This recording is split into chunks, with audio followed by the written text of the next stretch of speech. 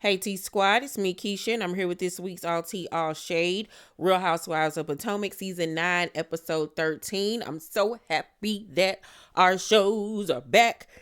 These last 2 weeks, child, been boring and stressful. OMG. But I want you guys to know that me and Sharita will be bringing you the Golden Globes Fashion Killer video. I believe we'll have it up Tuesday. I'm going to film It Started with Wanda with Sharita this week. Me and Sheridan are going to film a Tea Party episode for you guys. I have some really good things coming. And I'm going to do an expose on Dr. Heavenly. Y'all said y'all wanted more exposés. I'm going to give it to you. So be on the lookout for that as well. And please, you guys, follow my backup channel, because I'm going to turn that channel into a really fun faceless channel where we're going to be doing like trivia, pop culture stuff. It's going to be dope. So make sure you guys subscribe to my backup channel. The link is down below in the description box, you guys. So go ahead and subscribe so you can be a part of what I got going on my second channel. I'm going to explain more about what the channel will be very, very soon. And also, if you're not following me on Patreon, please do so. You get to watch with me as I watch all of the reality shows that I review. And if you join my second tier, you'll not only get to watch all of the shows that I review with me, but we're also watching series. So we just wrapped up first season of Cross, which was fantastic. Now we're about to start on season 1 of Interview with the Vampire. So join me over there on Patreon. But let's get into this week's episode of Potomac. So we pick up where we left off with Mia stressed out because she don't know where her kids at. G came over to Jacqueline's house and picked up the kids. And instead of him spending time with them like he said he was, he dropped the kids off to, she believed, her nanny's house. But the nanny not answering the phone, G not answering the phone. So of course she's stressed out, right? So she goes into the bathroom and she's crying. I didn't see no tears, but okay. So they call around, and they finally find out that the kids are indeed with a nanny that they have used in the past. So she can calm down. She can take a drink now and simmer down because now she knows where her babies are at. That is a very traumatic experience to be all the way across the country and you're having issues with your kid. It's not like you can just get there in a matter of 30 minutes or an hour. You're hours away. And then your soon-to-be ex-husband ain't even answering the phone, which makes it even worse. So I did feel bad for Mia in that moment, but later on in the episode, I didn't feel bad for her no more because it was just like, girl, I can't with you.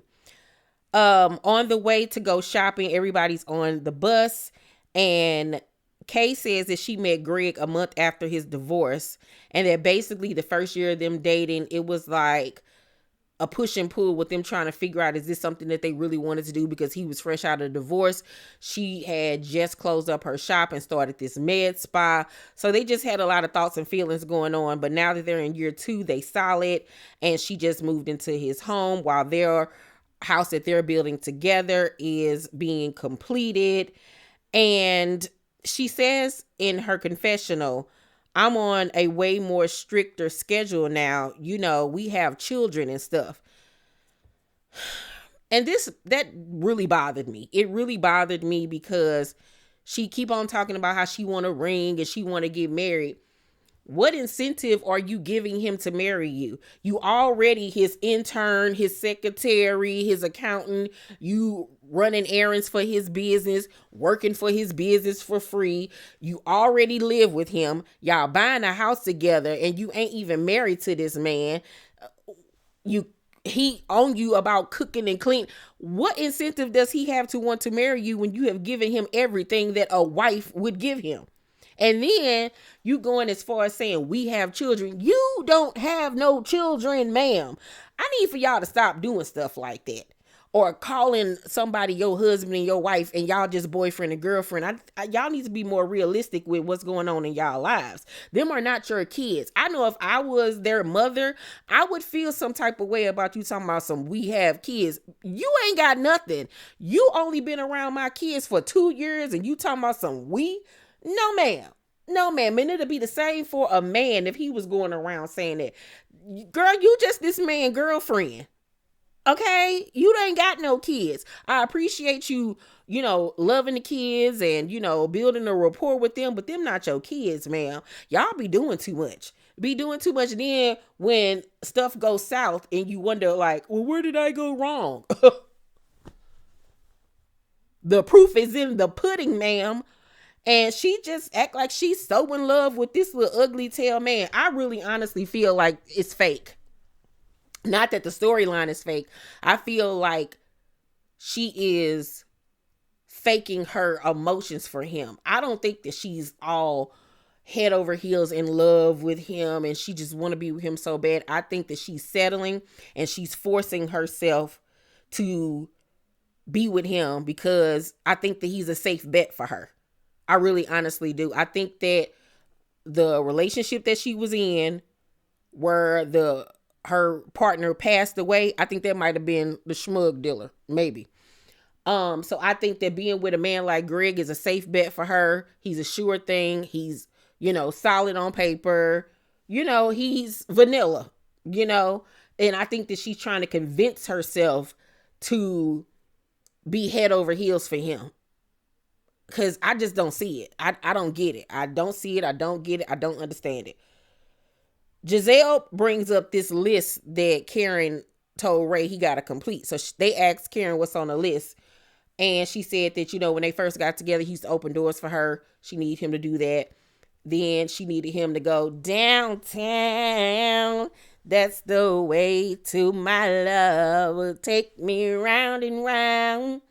Ooh, you can't stop till you find my love. Go downtown.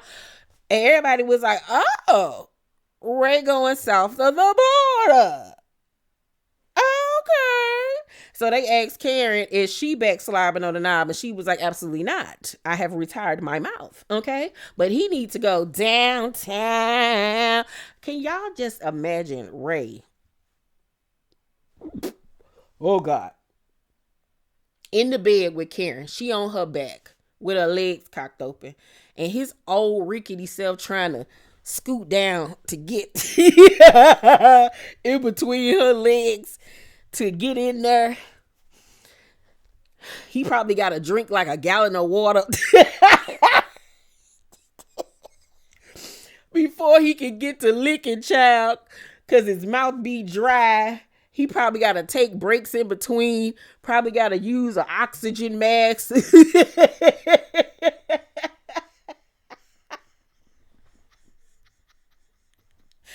I just don't see it. I really honestly don't. I cannot. Ugh. So Jacqueline on the bus ride sitting next to Ashley, and she tells Ashley about what happened with Mia and the kids. And Ashley in her confession was like, she don't understand how Mia can be acting all cool, calm, and collected like ain't nothing happened.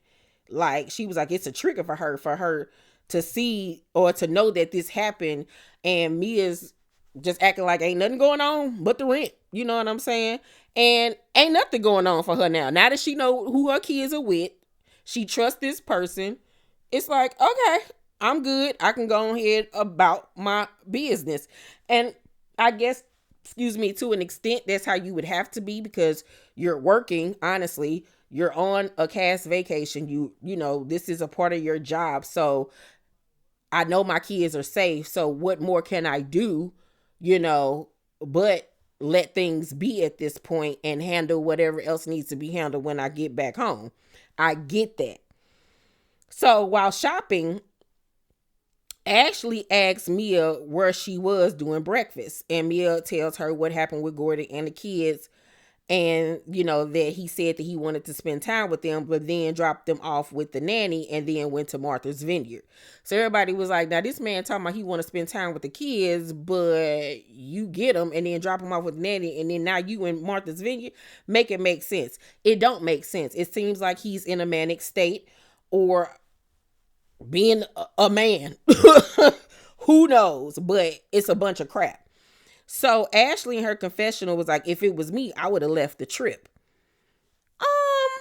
If it was me, I wouldn't have necessarily left the trip. Once I found out where my kids was at, if I found out where my kids was at within like the hour, if I hadn't have found out where my kids was at within the hour, I would have left then. But if I found out where they at, I know that they're with trusted, reliable people, I wouldn't have left the trip. But I would put measures in place for G not to take them again. You know what I'm saying? Like, we not doing that. I would be on the phone with a lawyer, getting paperwork strung up. Like, he just cannot go and do stuff like this moving forward. So Ashley then confronts her about some things that she said about Giselle a few weeks ago that she had literally doubled down on while they were on the trip. Now, I'm assuming, but I'm pretty much can verify that this is probably what it was, that she was calling them girls, the Giselle daughters, whores. And while on the trip, she said it again and doubled down on it. Because throughout this season, Ashley, Giselle, Wendy, and Karen have all said during their press run that Mia did something that was totally unforgivable. And it's obvious that that's what it was. Her calling Giselle daughters whores and then doubling down on it. Because that is going too far. The kids are innocent. The kids supposed to be off limit or whatever. It's just tasteless. It's classless. And it was unnecessary. Like, why are you doing that? You know what I'm saying? So,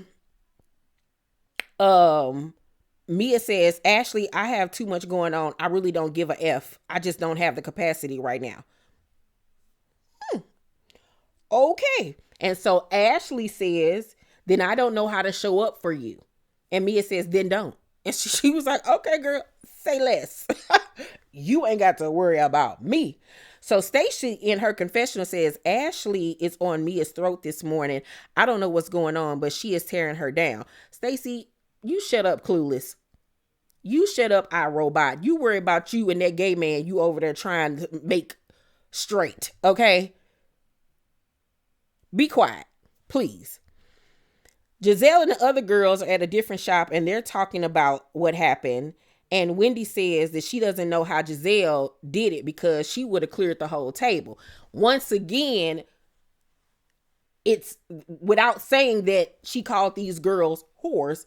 That's obviously what happened based upon everybody's reaction to this thing that's going on between Mia and Giselle. Remind you, Mia and Giselle, they said in the blogs that they went to production and begged them to take that part out. Mia and Giselle. Okay? So that's gotta be the thing that we're not seeing that was said.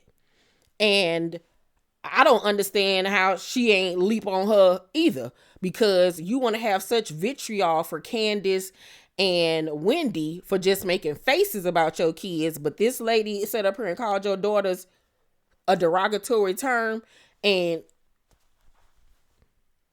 we still talking? Like, make it make sense, Giselle. Like, I understand this supposed to be your redemption season, but it ain't that much redemption in the world. Like, now we giving you the go ahead to let go and let have, and you ain't even letting go and let have? Huh? Okay. So, while out having drinks, they go to this taste testing or whatever. Wendy asks Giselle if she gonna drink, and Jacqueline makes a little snide comment saying, I mean, we're not driving while we're here. Right? And I think she even said, right, Karen, but I don't quote me on it. But Karen looked at her and said, ha ha, bitch. Karen is sick of her. And I don't even understand why Jacqueline keep on playing with Karen, because she eats you up every time. So Karen says in her confessional that nobody said she was sober. She said, I'm not sober. I just don't drink around these girls. Well, Miss Karen, after we saw this police cam footage, you might need to be sober, okay? And judging by, once again, the police cam footage, oh, you gonna be sent to AA for sure. You will be sober moving forward. They gonna make you go. I cannot foresee them making her go to jail, but I do foresee them making her go to AA. I do foresee them doing her like they did Shannon. Well, no, because she ain't even got no license. So I'll take that part out. I was scared to say they was going to put a breathalyzer in her car, but she ain't even got no license. I think they're going to revoke her license for the next few years. I think that she's going to have to pay some fines. She's probably going to she's going to have to do community service. Oh, they going to give her the business. Please believe there ain't going to be no more drinking for Karen. So I hope she drank up while she can. Okay. So Ashley calls and checks on Dean and the president. And they tell her they're about to go scuba diving with their daddy because Dean is trying to teach his little brother about the coral reef and about the ocean and how,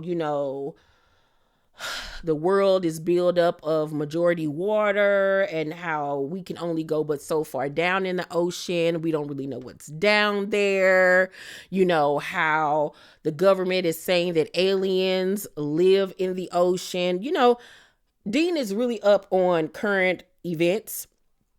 He's talked about the drones in the air, the aliens being seen all around the world. Dean even saw a sighting, but we're not going to get into that. We're not going to get into that over here on this channel.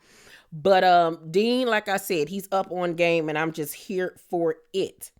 So they talk about going on trips with men. And Jacqueline says that she makes a comment about her coochie cat is a WOP. And y'all can ask Mia because she knows. Gross, okay? So everybody just looking at her like. So Ashley was like, okay, I got a question. Back in the day, there was this idea that you and Mia shared a guy that was good with his mouth. And Jizzy was like, yeah, it was Ink. And Jackie was like, no. I mean, I don't even remember. And everybody was like, girl, it was Ink. Stop. And Giselle was like, Mia said it was Ink. So Jacqueline was like, I mean, I don't know, because it was two. You know what? Let me be quiet. What in the L word is going on with these two? Why are y'all up here sharing the JJs and Peter Weeders? Like, what kind of friends are y'all? This is I ain't never seen no friendship like this in my life. Okay? Ever in my life. So Mia jumps in and was like, Ink did not do anything with Jacqueline. It was his best friend. What? Okay.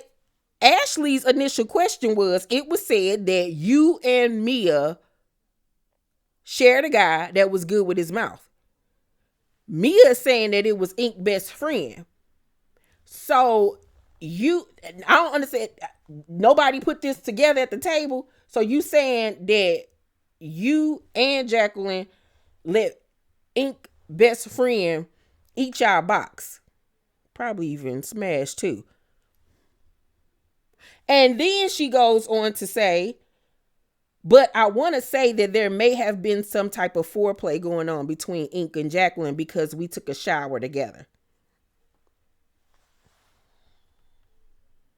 So basically, y'all just swap. That's what y'all do. Y'all like to play with each other. Y'all like to play with each other's men's and things. And like,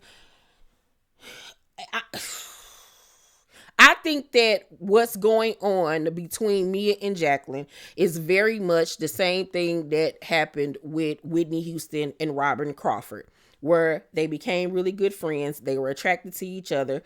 They, played into that attraction. They were intimate with each other. And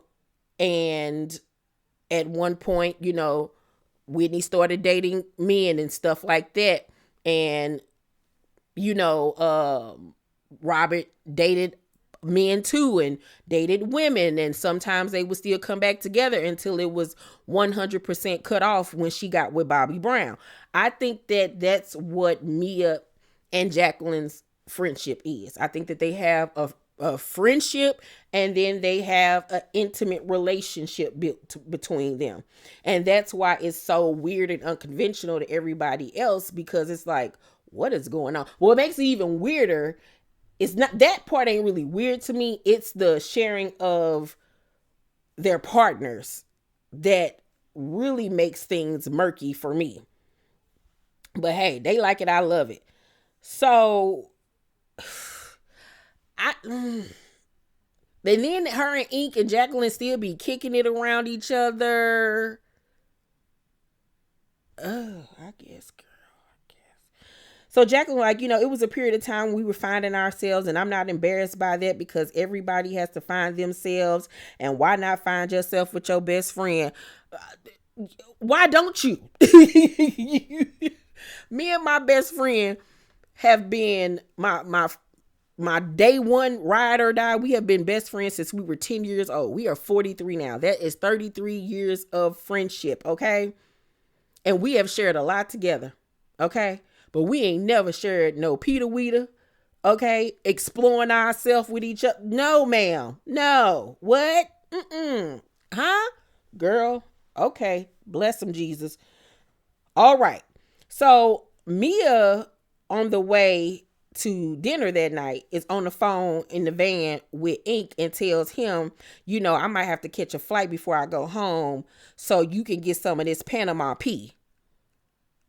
And everybody on the bus thinking, girl, if you don't go home to your kids, especially after what just happened, you so shook up. I'm all shook up. But you got time enough to go make a pit stop in Atlanta to go see this man so you can get him some of that mangled vajayjay of yours.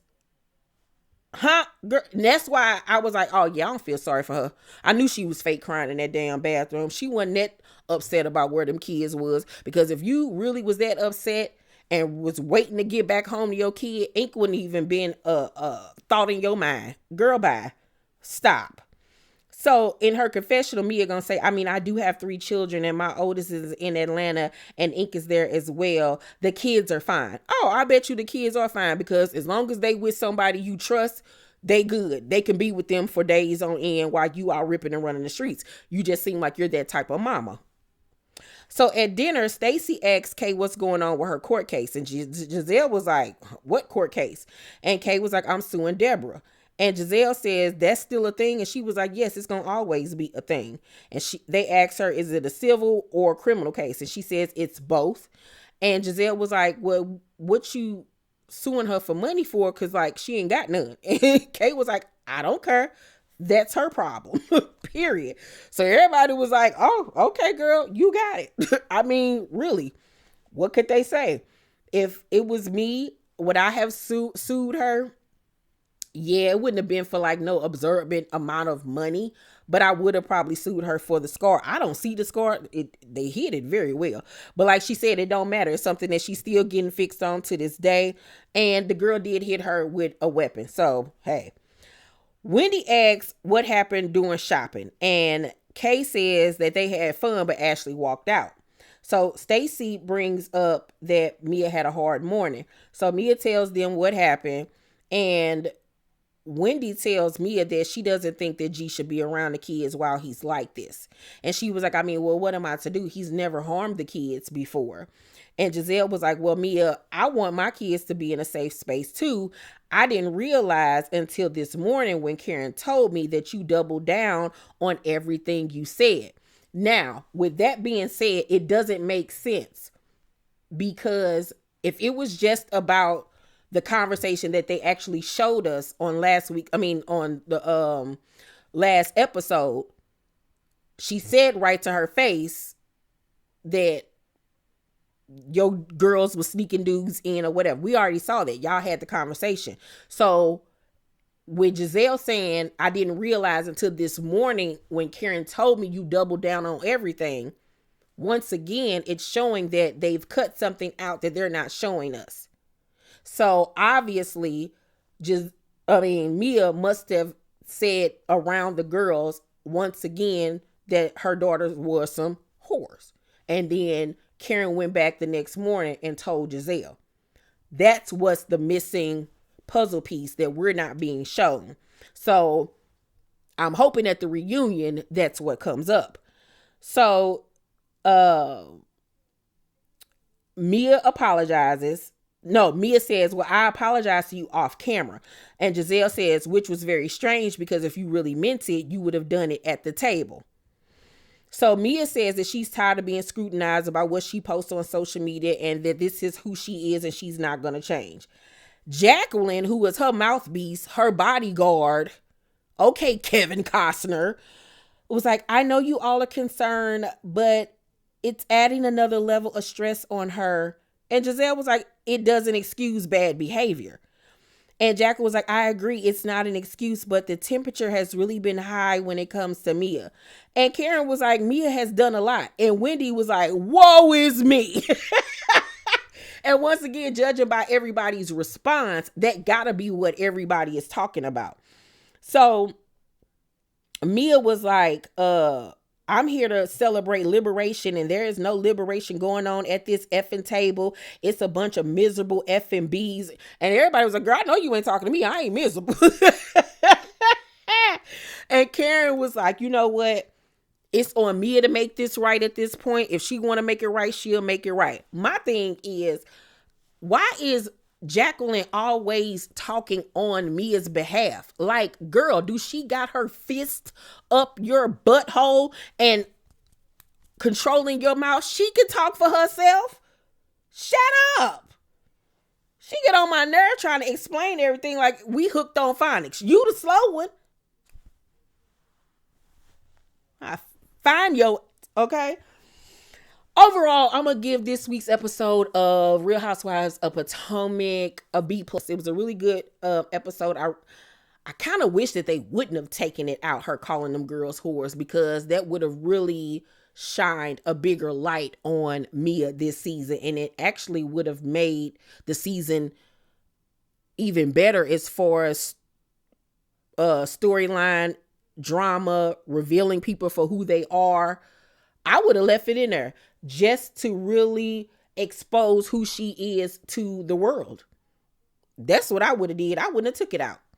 They grown enough to understand what's being said about them and knowing that it's not true. You know what I'm saying? And it would have made Mia look horrible, not her daughters. I would have most definitely left it in there. I wouldn't have cared. Sure wouldn't have. But y'all let me know what y'all thought about this week's episode. What y'all think about everything that's going on between Mia and Giselle. How do y'all feel about the way Giselle is handling the situation with Mia? I think that Giselle is handling her with kids' gloves, and I don't like it. I don't understand why she's responding in the way that she is and still trying to give her grace. I understand it's one of your daughter's names, but like, what? No. Can't wait to hear you guys' opinions. Thank you guys again for every one of you that has congratulated me on reaching 100K. I haven't really spoken about it because I'm going to do something once this snow comes up off the ground. We had a snowstorm. So as soon as this snowstorm comes up, I got something in mind that I want to do to celebrate reaching 100K. I couldn't have done this without you, but I'm going to save all of my thoughts when I do my special video. But thank you to everyone. It hasn't gone unnoticed. I'm so happy that I have reached this milestone in my content creating career. So thank you. I'm super just blessed. I'm just so happy. I love you guys immensely. And please make sure to thumbs up this video, subscribe to my channel, and turn on your post notifications so you know when my videos drop. I love you guys, and I'll see you on the next one. Bye.